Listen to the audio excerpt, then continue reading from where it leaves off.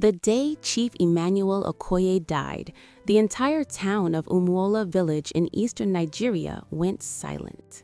Chief Emmanuel was not just a father. He was a powerful businessman, a respected elder, and the owner of vast lands, oil investments, and properties stretching from Umuola to the bustling city of Lagos. But behind the polished image of success, his family was already cracking from within. His 4 children stood around his grave that humid afternoon. Chinedu, the eldest son, stared coldly at the coffin being lowered into the ground. Amaka, the elegant daughter who lived in the United Kingdom, wiped silent tears. Tunde, the charming but reckless third child, adjusted his expensive sunglasses. And Ada, the youngest daughter, clutched her mother's old scarf, her eyes swollen from crying. To the villagers, they looked like a grieving family, but inside their hearts, a storm was coming. 3 weeks later, the siblings gathered in their father's mansion overlooking the Atlantic coastline in Lagos. Their father's lawyer, Mr. Adeyemi, cleared his throat and opened a brown envelope. Your father left behind assets worth approximately $120 million. Silence. Even the air conditioner seemed to stop humming. Tunde leaned forward. Just read the will. The lawyer continued. The family house in Lagos goes to Amaka. Chinedu's jaw tightened. The farmland and palm oil business in Umuola village goes to Ada. Ada looked shocked. She had never even run a business. The transport company and oil shares, the lawyer paused, go to Chinedu. Chinedu smirked slightly. Of course the eldest son would inherit the largest share. But then the lawyer spoke again. As for the remaining $40 million trust fund, all eyes lifted. It will be controlled equally by all 4 siblings, and no money can be withdrawn unless all 4 sign approval. The room exploded. This is nonsense, Tunde shouted. You expect me to ask permission from these people before touching my own father's money? Chinedu stood up slowly. Control yourself. But Tunde laughed. Oh, please. We all know you manipulated Dad before he died. The accusation hung in the air like poison. Amaka slammed her hand on the table. Enough! We just buried him. But the damage had begun. Old wounds resurfaced. Childhood jealousy, secrets, resentment, and greed. That night, Ada wandered through the quiet mansion. She entered their father's private study.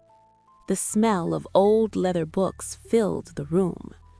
On the desk sat a locked drawer, but Ada knew the code. Her father had shown her once. The drawer clicked open.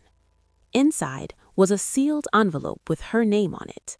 Her hands trembled as she opened it. The letter read, Ada, if you are reading this, it means I am gone.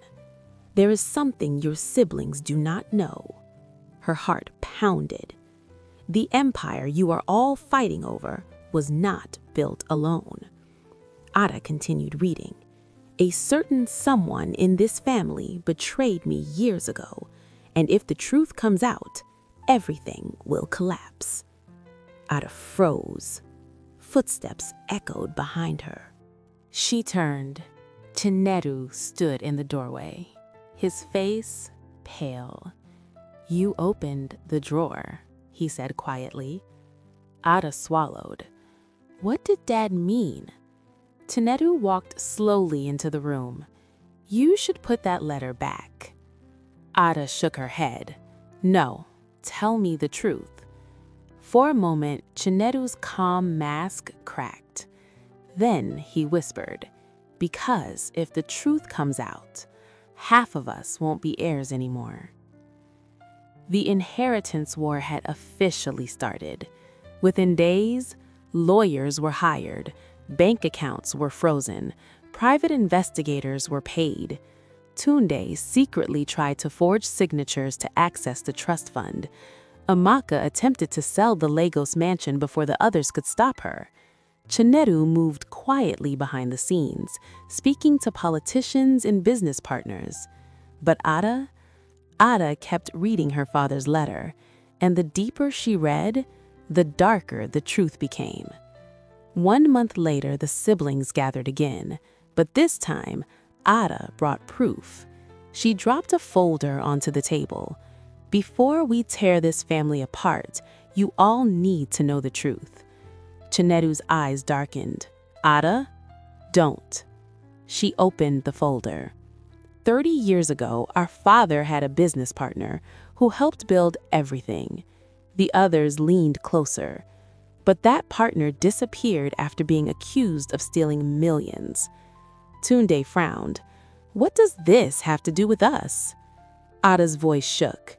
"Because that man was our real father." The room went silent. Amaka gasped. Chinedu slammed his fist on the table. "That's a lie." Ada shook her head. DNA records, bank transfers, letters. She looked directly at Chinedu. "Our mother had an affair. Chief Emmanuel knew, and he raised us anyway." The truth shattered the room. Everything they believed about their family was built on a lie. But Ada wasn't finished. "There's more." The siblings stared at her. "The real reason Dad created the trust was to see if we would destroy each other over money." She slowly closed the folder. And we did. Outside, thunder rolled over Lagos.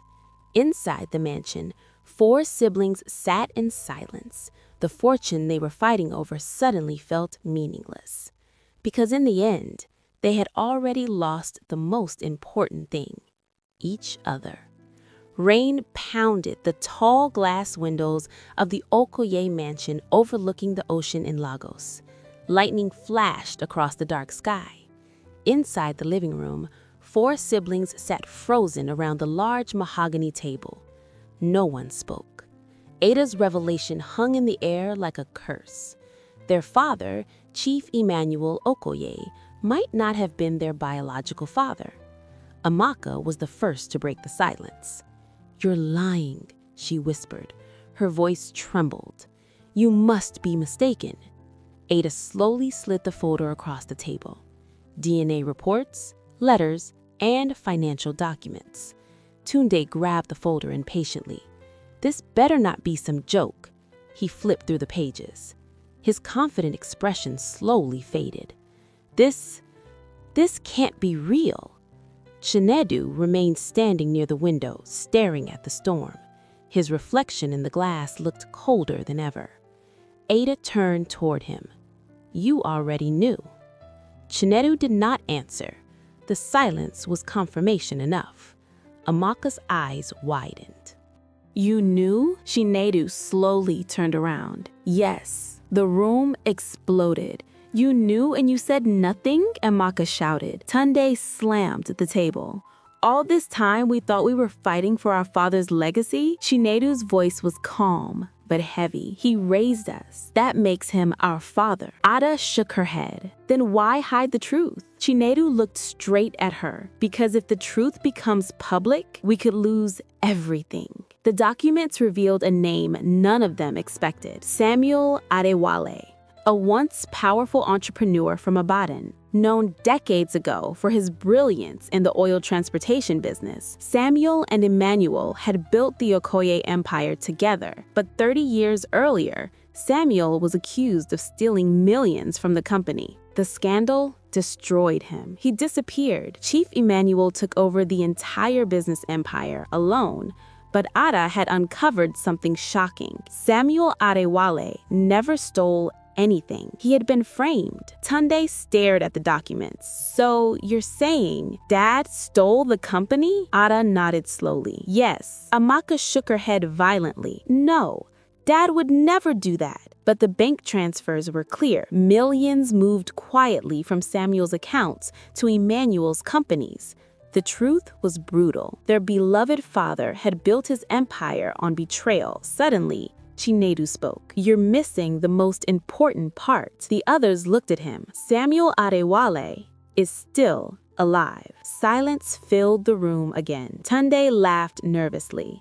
"Alive? That man should be in his 80s. Chinedu nodded. "And 3 days ago, he contacted me." Amaka's voice cracked. "Contacted you?" Chinedu reached into his pocket and placed a small envelope on the table. Inside was a letter. The handwriting was shaky, but powerful. "Your father stole my life. Now his children will return what belongs to me." Amaka's hands shook. "What does he want?" Chinedu answered quietly. "Half of the inheritance." Tunde jumped to his feet. "Half? He can go to hell." But Chinedu's eyes darkened. "If we refuse, he plans to expose everything." Ada felt the blood drain from her face. "If that scandal becomes public, our businesses will collapse," Amaka whispered. "Our father's name will be destroyed." For the first time since the will reading, the siblings were united, but not by love, by fear. Tunde paced across the room. "So what's the plan?" Chinedu spoke carefully. "We find Samuel Adewale before he speaks to the media." Ada's eyes widened. "What are you suggesting?" Chinedu looked at her coldly. "I'm suggesting we solve the problem." Amaka stepped back. "You mean silence him?" Chinedu didn't answer. The silence was terrifying. Later that night, Ada sat alone on the balcony overlooking the crashing waves. Her father's letter rested in her hands. She reread the final line, "Money destroys weak families." A tear rolled down her cheek. She realized something terrifying. This entire inheritance war was exactly what their father feared. Suddenly, her phone rang. An unknown number. She hesitated, then answered. An old voice spoke softly. "Ada Okoye?" Her heart stopped. "Yes, I am Samuel Adewale." Her breath caught in her throat. "I know your siblings want to silence me." Ada froze. "How do you know that?" The old man chuckled quietly. "Because I know the Okoye family very well." Then he said something that changed everything. "There is another heir." Ada's heart pounded. "What do you mean?" Samuel spoke slowly. "Your father had a child after your mother died." Ada stood up in shock. "A child?" "Yes, and that child is the true heir to everything." At that exact moment, across the city in a poor neighborhood of Lagos, a young woman named Mia was closing her small food stall. She had no idea that she was the secret daughter of Chief Emmanuel Okoye, and that 4 powerful siblings were about to discover her existence. Back at the mansion, Ada whispered into the phone. "Who is she?" Samuel answered quietly. "She's the one your father tried to protect. And if your siblings find her first, she won't survive this inheritance war." Ada hung up the phone slowly. Inside the mansion, Chinedu, Amaka, and Tunde were already planning their next move. But Ada now knew something they didn't. There was a 5th heir, and once her siblings discovered the truth, the inheritance war would become far more dangerous. Because greed has no mercy, and in the Okoye family, someone might be willing to kill for the fortune. The rain finally stopped over the glittering skyline of Lagos, but inside the Okoye mansion, the storm had only just begun. Ada barely slept that night. Samuel Adewale's words echoed in her mind again and again. There is another heir, a 5th child, her father's secret daughter. If her siblings found out before she did, that girl might disappear forever. Ada knew one thing about her family now. Greed had changed them. The next morning, the mansion buzzed with tension. Chinedu stood near the large marble staircase, speaking quietly into his phone. "Find him. Samuel Adewale must not talk to the press." His voice was calm, but deadly. Meanwhile, Tunde sat at the dining table, scrolling through his phone anxiously. "If that old man exposes the truth," he muttered, "our stock prices will collapse." Amaka poured herself coffee, but her hands trembled. "Maybe we should just pay him." Chinedu shook his head. "No. If we give him money once, he will keep coming back." Ada watched them silently. Her siblings were no longer thinking like family. They were thinking like ruthless businessmen protecting an empire. But Ada now had a different mission. She needed to find the hidden daughter before they did. Across town, in a crowded neighborhood on the outskirts of Lagos, a young woman named Naya arranged fried plantains at her small roadside stall. Cars rushed past, people bargained loudly. Life here was simple and difficult. Naya wiped sweat from her forehead and smiled at a customer. "Thank you, sir." She had lived here all her life with her mother. They were not rich, they were not powerful, but they survived. What Naya didn't know was that hidden inside a small wooden box in her mother's room was a birth certificate with a powerful name written on it. Father, Emmanuel Okoye. Her mother had kept the truth secret for 22 years because revealing it would bring danger. Ada drove through the busy streets of Lagos that afternoon.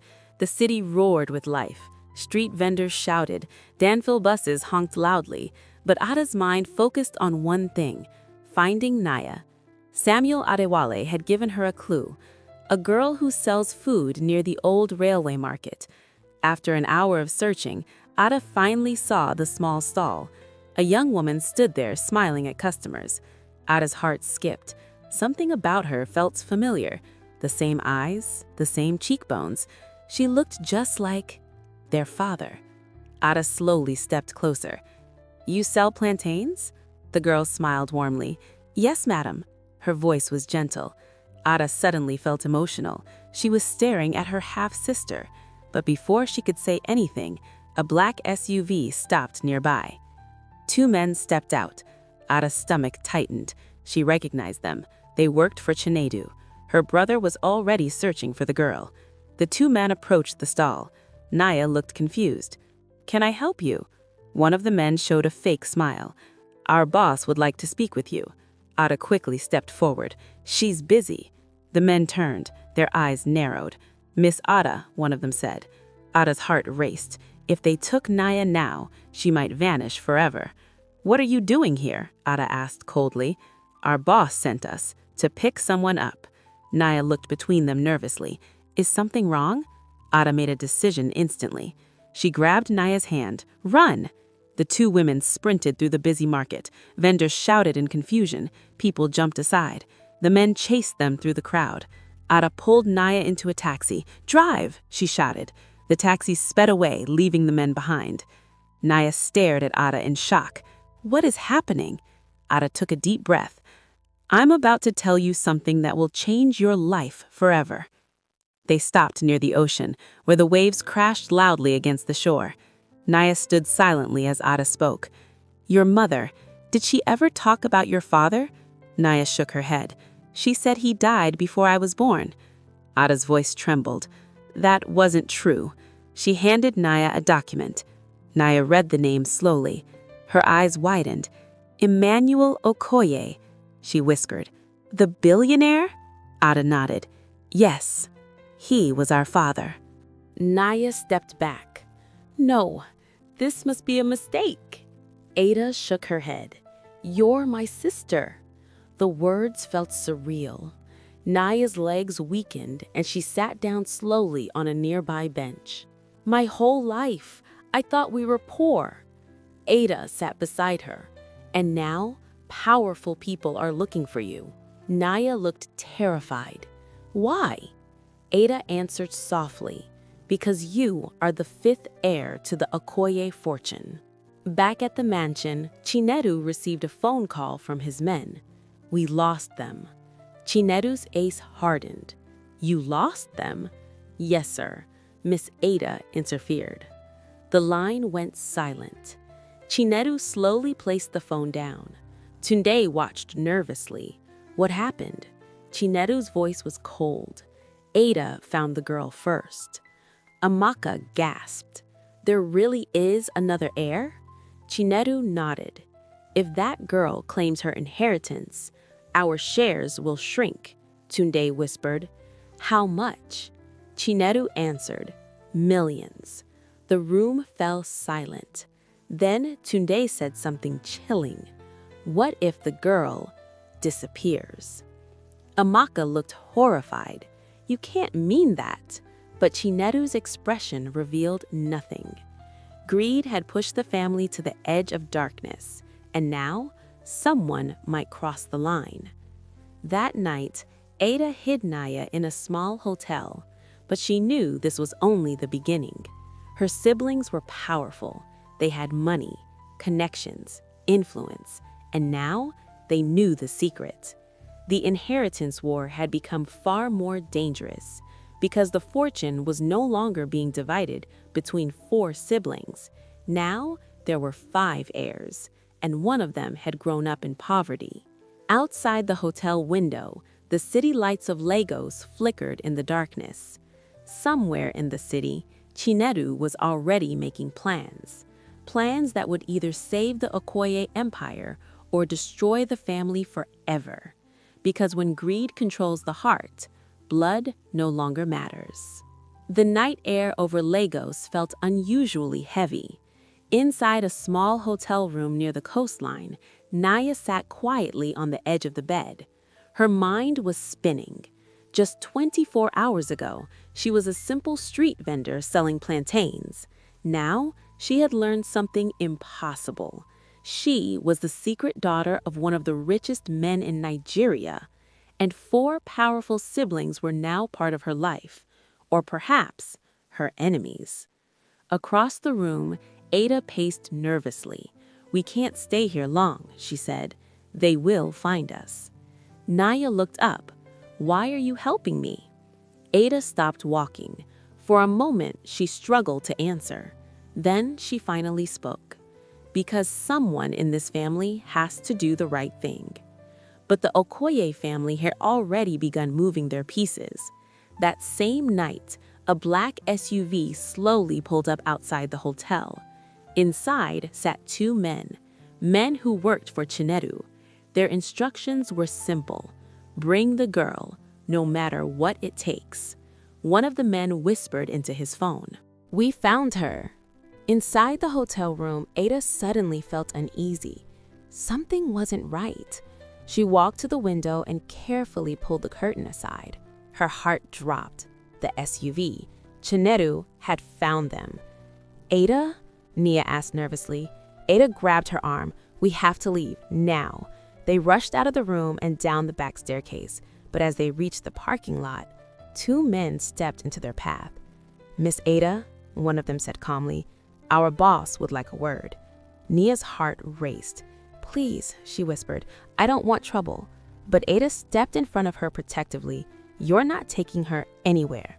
The men moved closer. For a moment, it looked like they would grab them. But suddenly, police sirens echoed through the street. The men froze. A patrol car turned the corner. Ada had secretly called the police earlier. The 2 men quickly jumped back into their SUV and sped away.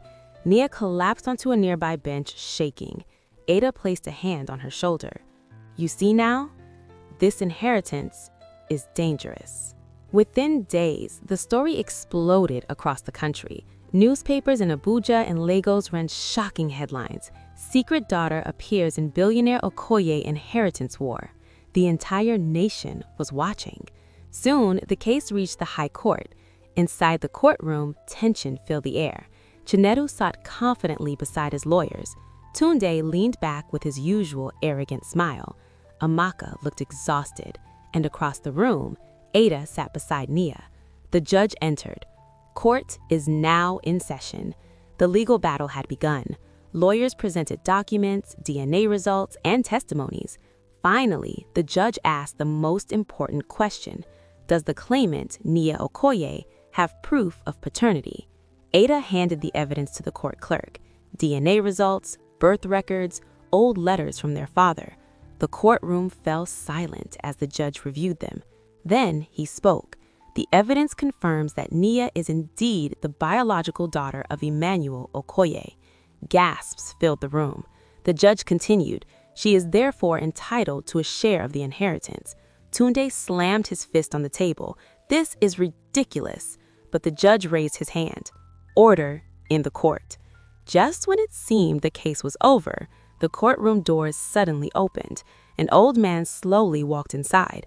The entire room turned. It was Samuel Adewale, the man whose past betrayal started everything. Samuel approached the witness stand. "I have something to say," he announced. The judge allowed him to speak. Samuel's voice echoed across the courtroom. "Emmanuel Okoye was my partner. We built our company together." He paused.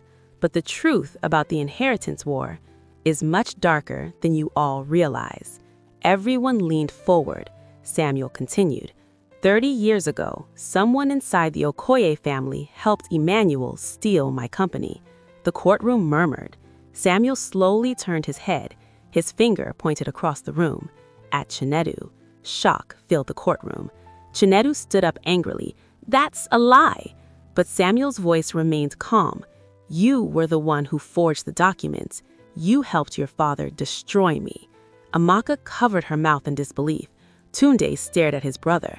Ada whispered softly, "No, it can't be." But Samuel revealed the final truth. Chinedu had known about the stolen company for years. He had helped hide the crime, and now he was trying to protect the empire at all costs. The judge immediately ordered an investigation. Within weeks, the truth came out. Financial records, old contracts, hidden transactions. The Okoye empire had indeed been built on stolen wealth. As a result, the court made a shocking decision. The inheritance would be redistributed. A large portion of the fortune would be returned to Samuel Adewale. The rest would be divided equally among the siblings, including Nia. But the biggest shock came last. Chinedu was charged with fraud and conspiracy. The once powerful heir of the Okoye empire was led out of court in handcuffs. Months later, life slowly returned to normal. Nia stood outside a newly renovated restaurant she had opened in Lagos. The sign above the door read, "Nia's Kitchen." Ada stood beside her, smiling. "You've come a long way from selling plantains." Nia laughed softly. "I never wanted the money. I just wanted the truth." Across the street, Tunde and Amaka watched quietly. The inheritance war had changed all of them. Some lost power, some lost pride, but they had learned one painful lesson. Money can build an empire, but greed can destroy a family. As the sun set over the Atlantic Ocean near Lagos, the Okoye siblings walked away from the courthouse for the final time. Their father's fortune had nearly destroyed them, but in the end, the real inheritance was not money, it was the truth and the chance to start again.